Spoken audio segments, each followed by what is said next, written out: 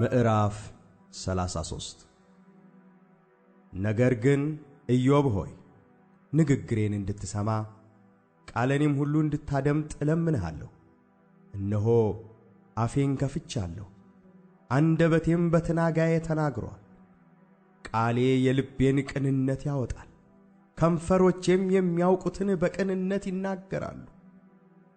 የእግዚአብሔርም መንፈስ ፈጠረኝ፣ ሁሉንም የሚችል አምላክ እስትንፋስ ሕይወትን ሰጠኝ። ይቻልህ እንደሆነ መልስልኝ፣ ቃልህንም አዘጋጅተህ በፊቴ ቁም። እነሆ በእግዚአብሔር ፊት እኔ እንደ አንተ ነኝ፣ እኔ ደግሞ ከጭቃ የተፈጠርሁ ነኝ።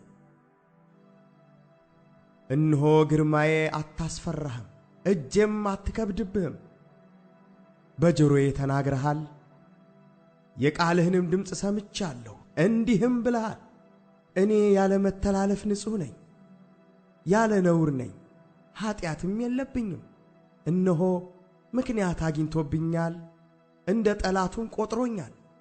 እግሬን በግንድ አጣበቀ፣ መንገዴንም ሁሉ ተመለከተ። እነሆ አንተ በዚህ ጻድቅ አይደለህም፣ እግዚአብሔር ከሰው ይበልጣል ብዬ እመልስልሃለሁ። አንተ ለቃሌ ሁሉ አይመልስልኝም ብለህ ስለምን ከእርሱ ጋር ትከራከራለህ? እግዚአብሔር በአንድ መንገድ በሌላም ይናገራል፣ ሰው ግን አያስተውለውም። በሕልም በሌሊት ራእይ አፍላ እንቅልፍ በሰዎች ላይ ሲወድቅ በአልጋ ላይ ተኝተው ሳሉ በዚያን ጊዜ የሰዎቹን ጆሮ ይከፍታል፣ በተግሣጹም ያስደነግጣቸዋል።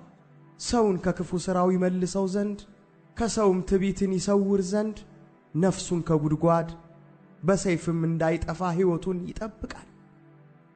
ደግሞ በአልጋ ላይ በደዌ ይገሥጸዋል፣ አጥንቱንም ሁሉ ያደነዝዛል። ሕይወቱም እንጀራን ነፍሱም ጣፋጭ መብልን ትጠላለች።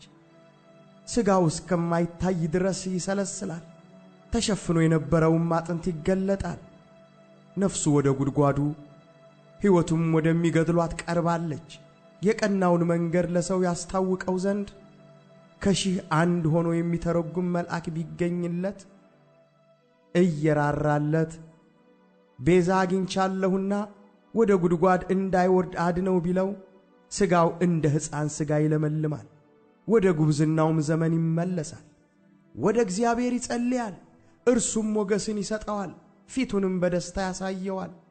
ለሰውም ጽድቁን ይመልስለታል።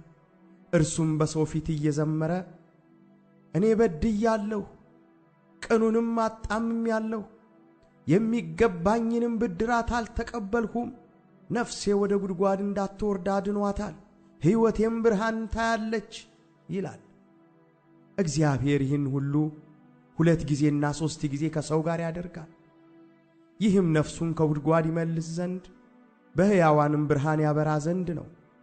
ኢዮብ ሆይ አድምጥ፣ እኔንም ስማ፣ ዝም በል እኔም እናገራለሁ። ነገር ቢኖርህ መልስልኝ፣ ትጸድቅ ዘንድ እወዳለሁና ተናገር። ያለዚያም እኔን ስማ፣ ዝም በል እኔም ጥበብን አስተምርሃለሁ።